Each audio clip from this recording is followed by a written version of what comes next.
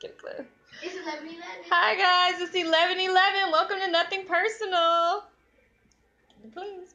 Hi guys, my name is Cindy. My blog is Nothing Personal. It is 11:11 on Thursday, 7/7/7. What's up, Leah? Welcome to the room.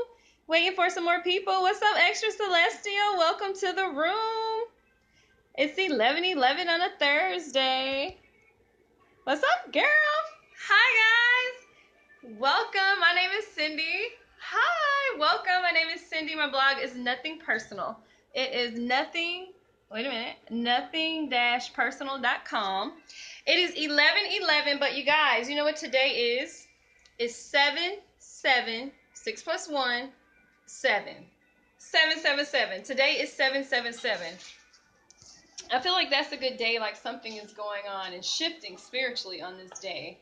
Thanks for joining. Thanks for the hearts. Hey, thanks for joining. Thanks for the hearts. I know, right? 7/7/7.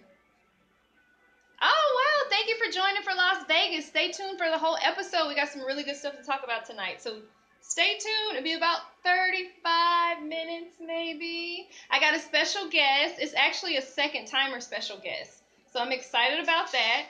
And I'm excited about what's going on this week, you guys. So this is episode 11 of Nothing Personal. Where is it? Oh, there you go. NothingPersonal.com, episode 11. Today we're going to talk about obedience versus fear and the way God sees us. I know this is going to be really good. So, and we're going to talk about desensitizing. I'm going to touch on it a little bit. Even though I really don't want to get into it, but I am going to talk about the shootings and everything that's going on in our country right now. What did we just find out? It's like a mass shooting in Dallas. Wow. It's a lot going on, you guys. At a protest about the other two shootings. Wow, that's too much. That's way too much. It's a lot going on, you guys. So thank you for tuning in. Again, my name is Cindy. My blog is nothing-personal.com. Welcome all replay viewers. Thank you for joining. And we're going to jump right in tonight because we got a good message. I got a special guest, and then I have some things to introduce. So first things first, you guys, before we get started, I want to introduce to you guys the church. Literally, the church. All right, the church will be July 30th at Urban Grind. What is the church, you say? It's a new kind of experience, and it's not church as usual. So, there's going to be a Bible study at Urban Grind. If you guys are in Atlanta, come to Urban Grind on July 30th. What's up, Israel? I was just telling them to come to Urban Grind on July 30th for the church. It's going to be an all new type of experience. It's a Bible study. It's going to be way more than that because I know God is going to move and do something great from that. So I'm excited about it. We'll be marketing for it all month. You'll get more information about it. You can check it out on my website. You can check it out on my Instagram at its_spiritual or nothing-personal.com to get more information about that. You guys, it's going to be an awesome, all new type of experience. It's not church as usual. It is not church as you know it, you guys. I'm telling you. All the religion, all of the stereotypes, everything is going to be pretty much torn and stripped away. Leah, I hope you and the baby will be able to leave the house because it's going to be awesome. We're going to have great worship. We're just really going to go in at Urban Grind. Marietta Street, you guys. Make sure. What is it? I think it's 962 Marietta Street. Whatever the case. Hey, Raquel. Thanks for joining. She's on Izzy's. Oh. Thank you so much. You can check it out on my website, too. If you don't have Periscope, you can check it out on nothingpersonal.com. Anytime. All right, so you guys, let's jump right in. Today we're going to read scripture from 1 Samuel 15:22. Oh, and let me introduce my special guest. Sorry. It's Pastor Jay. It's Pastor Andre again, you guys. We're going to talk about obedience and fear. So he has a great word to share with us about fear, and I'm just going to talk about obedience. It's Minister Dre. All right, so let's set up. I got some decorations here. Thanks to Israel and Nicole, newlyweds. All right. So, I have a Bible somewhere. All right, so you guys, oh, and let me give this shout out to my grandmother. Don't call me, Grandma, while I'm doing my show. Don't call me. Don't call me. Y'all remember that little boy? I just like toys. Grandma, please don't call, while the show's going on. But I'm very excited that you get to tune in, and I hope you're tuning in right now. Love ya. 1 Samuel. Toys. 1 Samuel 15:22, you guys. Let us read, let us begin, and let us get deep real quick. I can't wait for you guys to hear what Andre has to share, too. I'm so excited. 1 Samuel 15:22. Thanks so much. When you have it, give me some hearts. Can't touch a neighbor. Touch a screen. Touch a screen and say amen. All right, so 1 Samuel 15:22.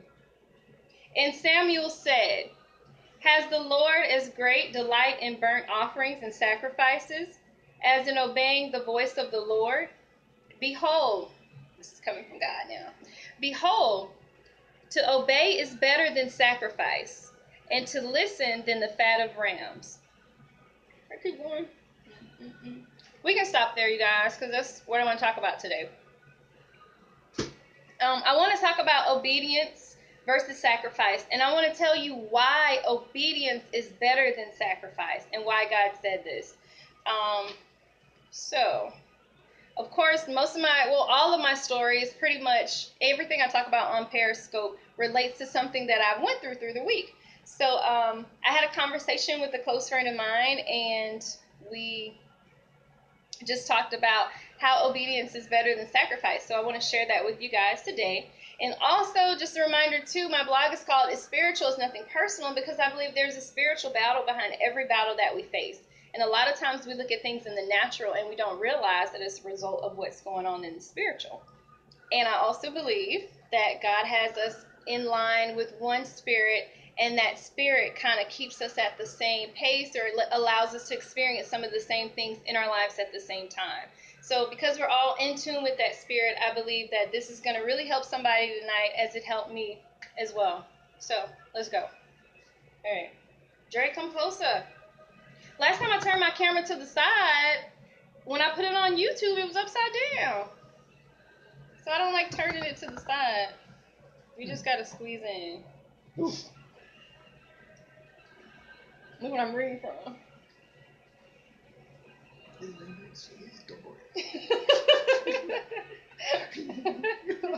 I showed Dre what I was reading from. It's an inside joke. Don't worry about it.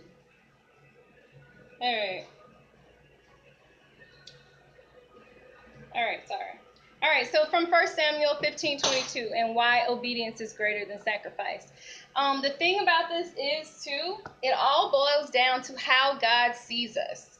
And the thing about it is, we can never fully see ourselves the way that God sees us. God pretty much, He created us. He gave us a destiny. He gave us a purpose, and He knows our ending. He knows the ending to that plan that He has for us to fulfill. So God knows what we're going to become, how we're going to become that, and how we're going to fulfill that purpose that He has for our lives. So we can never fully see God's full plan, and we can never fully see ourselves how God sees us. So every time that we look at ourselves, like we see our mistakes, we see our past, we see our flaws, we see the things that we've done in our lives, and it kind of hinders us from seeing ourselves how God sees us. So my prayer for you all is that you truly see yourself how God sees you, and truly not look at where you are or what you've done or what you've been through, but just know without a shadow of a doubt that God has a plan and purpose for your life. So God calls us to be obedient because He understands how we see ourselves. He understands the condemnation that we place over our lives, and He understands that it'll be hard for us to see ourselves as He sees us. So He didn't call us to to get to that place, basically. He just called us to obey. And this is the reason why obedience is greater than sacrifice. Because if we're just obedient and obey God and do the things that he asks us to do, we can move and we can act in spite of the doubts that we have, in spite of the fears that we have. We want to get a little bit more into fears and overcoming fears, and that's where Dre is going to come in, Minister Dre. But if we just obey and just be obedient to what God calls us to, whatever it is, no matter how afraid we are, if we just step into that, if we just get over our fear, if we just walk into that, God will do as he's promised. His word never returns to him void. He'll do everything that he's promised you. And you don't even have to look at yourself, because we're never going to be perfect people. We are born into this world. We're born into sin. It's a daily fight with ourselves, a daily fight with our flesh, a daily fight with our minds. We're never going to just be that perfect person, but through God and his grace, he allows us to fulfill everything that he's called us to through obedience. So Dre, if you want to talk a little bit about fear, I'll let you squeeze on in. All right. I don't know if you guys are familiar with the scripture that says, what does it say? When there's no love, there's fear. And with fear comes torment. I know it's kind of like a rough version of it, but I believe it's 1 John chapter 4. Would you like me to find it? Mm-hmm. It's 1 John chapter 4, and it's near, I think, the end of the chapter. But I had actually realized and found out that a lot of the things that I did, even in ministry, was based off this fear of rejection. Like dealing with family and peers throughout, all the years of, from how I remember about my life, like I had experienced a lot of rejection and unacceptance of who I was, and I struggled with that a lot. So a lot of what I did was based off that fear of being rejected. I did a lot of people pleasing. I did certain things to just to be accepted. And when you try to do things just out of fear of being rejected or being accepted, and even when you think you're following God and you think you're loving God, but the only reason you're doing things out of this love for God is because you're scared of what he may do to you, or you fear him in that way, it ends up being, actually not loving God. That actually ends up being like a deceptive way of hating God. And I realized that, all these things that I was doing, even for God, it was like I was just doing it out of fear of him rejecting me or doing something to me, or just leaving me or abandoning me. So I ended up really, honestly, this sounds exaggerated, but it's true. I ended up hating people and hating God and hating myself. It puts you in that place. Yeah. Mm-hmm. So it can be very sneaky, but when you do things out of fear, it's like you're doing things out of a false place and you're doing things out of hate. And what the Lord really, really wants is a relationship with him that's not based in ungodly fear. When the fear that he's talking about is fear of reverence, fear of worship, fear of love. Like you love God so much that you want to do this, that it's not even like a sacrifice anymore. It's because you want to do it, and it's out of a true zeal for the Lord's heart and what he desires. And I found 1 John 4. Okay. So thanks for sharing, because a lot of times we can really just get caught up in just the act of doing something, and it can kind of be routine, and pretty much God is calling us to a different level of love, a different place to where and that pretty much what breaks love. This one right here. Okay, let's see. From here down, or we can start. What is it?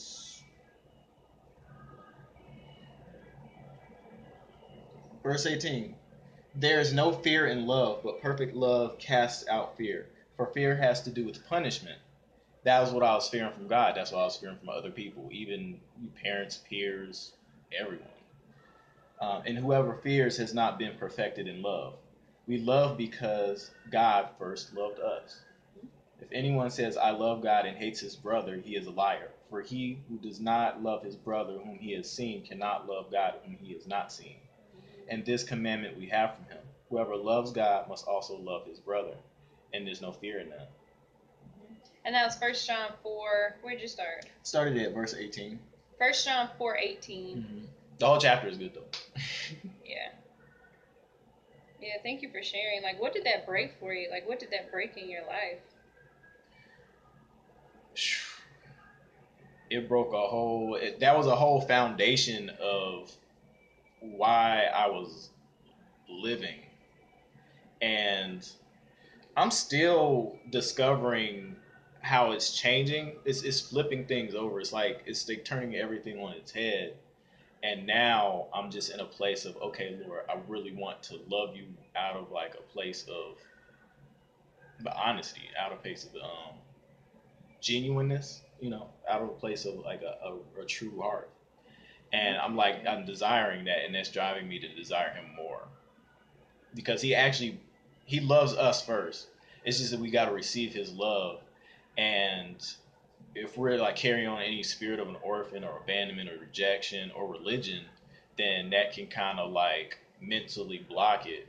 But at the same time, the Lord actually brings us into that relationship with him, and he leads us to him, and he breaks that stuff.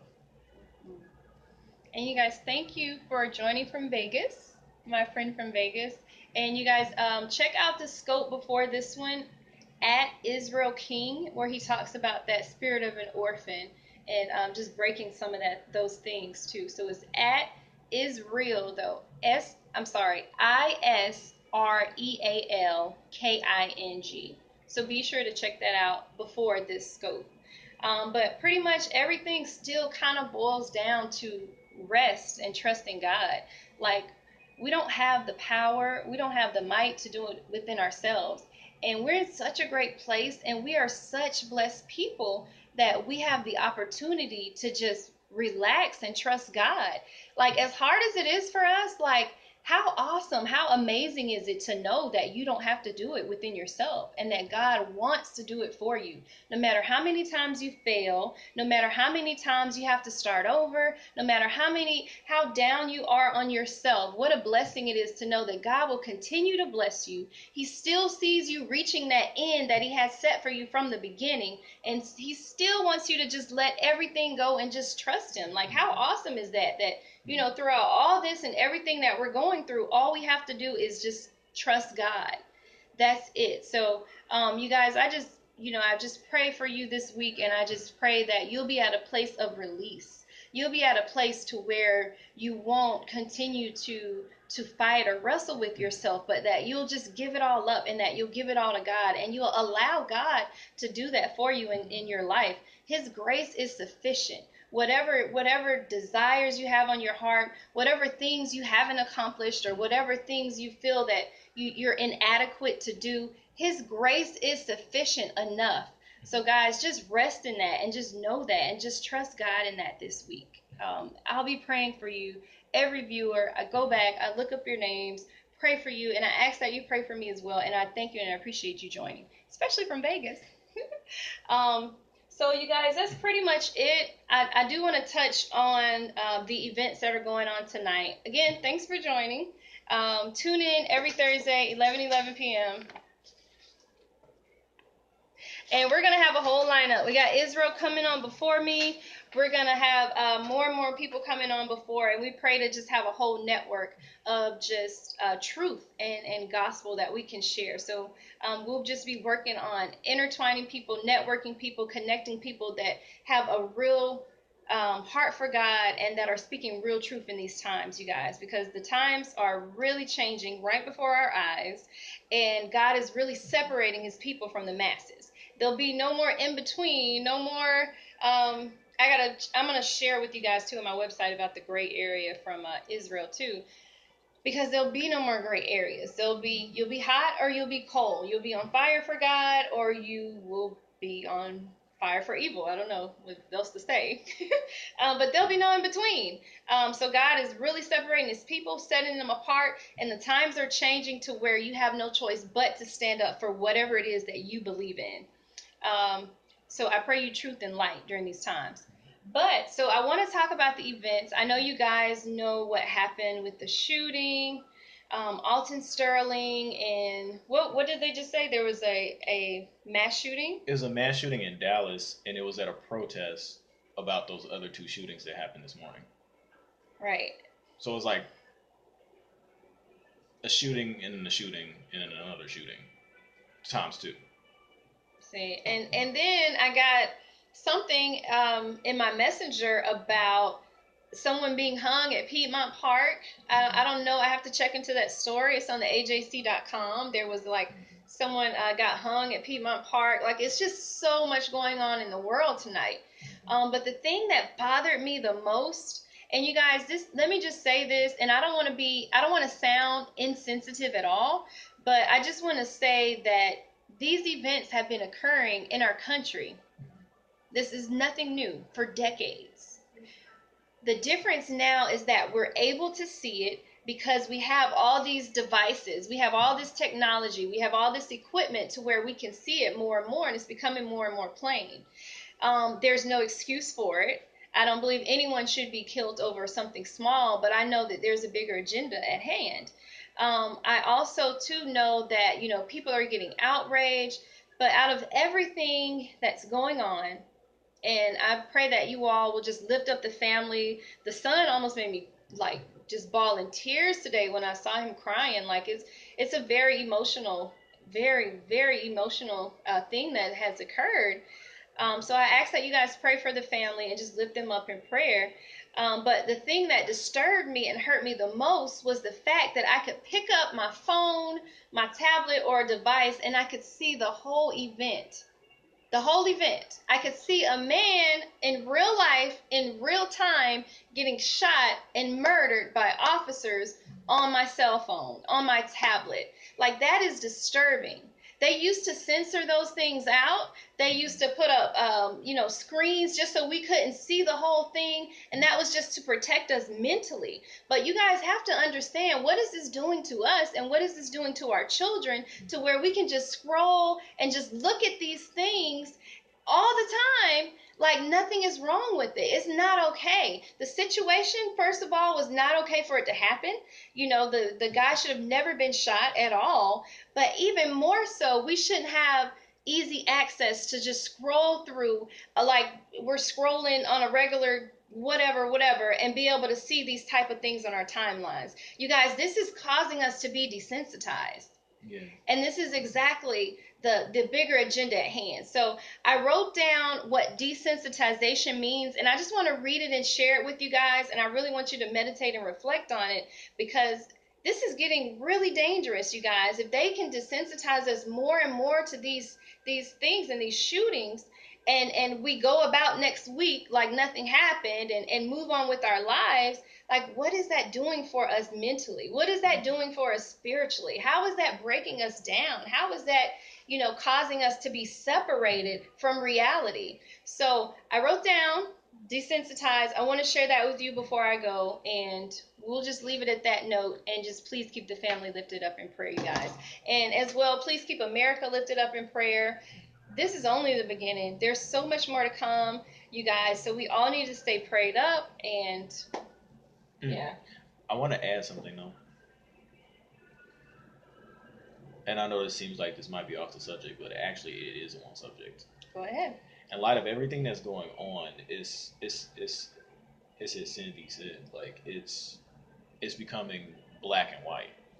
So you're either going to be on the black side or you're going to either be on the white side. The black side is going to be really evil, crazy, blatant. Mm-hmm. And the white side is going to be over on the good side. Mm-hmm. But it's not just being good versus being evil. It's more like, in these times are getting darker to the point to where it's going to become black. But at the same time, Jesus wants a personal relationship with each and every one of us as individuals. It doesn't matter whether you're a pastor. It doesn't matter, what office you're called to. It doesn't even matter if you don't know about God or don't believe in him, or you feel some kind of way about him now. He desires that relationship with you. Jesus desires that personal relationship with you. And he desires it way more than we do. So he's doing things now to wake people up. but he's not waking people up just to show them what is going on. He's showing people what is going on because he wants people to have like a perspective of the truth and a truthful perspective of him, and that perspective of him, and basically that vision of him has been like messed up and given through the lens and the voice of man. He wants people to know him personally. He wants people to encounter him, like Abraham encountered him, like Noah encountered him, like Enoch encountered him. If you don't know who Enoch is, look him up. He's gonna encourage you to be in that kind of relationship with him, and he's given us his Holy Spirit so that we can have that relationship with him. But he's getting us there. He's healing all our wounds. He's getting us, and he's actually pointing out the wrong mindsets that we had, and he's taking care of everything. He's taking care of everything. We just got to look to Jesus. Even those that don't believe in him, like, I just pray that he reveals yourself. He reveals himself to you. I agree. Because how can you know, or how can you believe if you haven't had an encounter with him? And that's really important for this time, because we're going to need him. We're going to need him, like, desperately. And just one more thing touching on that, you guys, I just want to say that if you're in a place where you're able to notice and understand more about yourself, you're able to notice your flaws, you're able to see them, you're able to feel compassionate about, to feel hurt about that, like, that's a different place, and that's the place that God is taking you, and he's revealing these things to you in your life. So you guys, notice your growth, appreciate that growth, and know that God got you to that place. Receive it as a gift from God that he is bringing you to this place. Even though some things may hurt, especially when God throws a mirror up in your face and you see yourself for who you really are, but it's a blessing to be at a place to where you can really see yourself. So guys, just really, like, seriously, just receive that growth and know that God is going to continue to grow you. So let me go over desensitizing really quickly. Sorry, guys. Phone freezing. Okay. We're probably looking like, what? Okay. So let's read this together. Desensitize. To make someone less likely to feel shock or distress at scenes of cruelty, violence, or suffering by overexposure to such images. Let me read it with my face. Desensitize. To make someone less likely to feel shocked, distressed at scenes of cruelty, violence, or suffering by overexposing them to such images. The other definition. My head. Free someone from a phobia or neurosis by gradually exposing the person to the thing that is feared. You're freeing somebody. You're freeing their mind from these phobias, whatever it is, by gradually exposing them to the thing that is feared. You guys, this is dangerous. This is a dangerous thing. So just know what battle we're fighting, and just know, you guys, too, that it's all spiritual. It's nothing personal. Also, too, you guys, I love to talk. I love to meet new people, and I love to just pray and interact with people. So, you guys, please go to my website, email me, get in contact with me, and I'll definitely get back with you. Thank you for joining.